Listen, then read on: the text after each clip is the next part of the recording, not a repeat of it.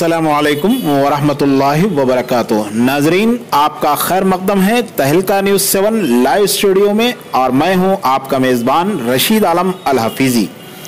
आज ज़िले निर्मल व अतराफ़ में 10 मुहर्रम उल हराम के मौके पर यौम आशुरा हर साल की तरह इस साल भी बड़े ही अकीदत के साथ मनाया गया। जबकि खानापुर से मिली खास रिपोर्ट के मुताबिक महल्ले मुगलपुरा में नौजवानों ने एक पीपल के पेड़ के पास हर साल की तरह इस साल भी बराए इसाले सवाब शरबत तकसीम किए।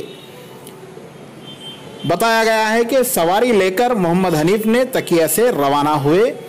इस मौके पर जिम्मेदारान खानापुर भी मौजूद थे। ये है रिपोर्ट मोहम्मद रफ़ी बाबा के साथ तहलका न्यूज़ 7।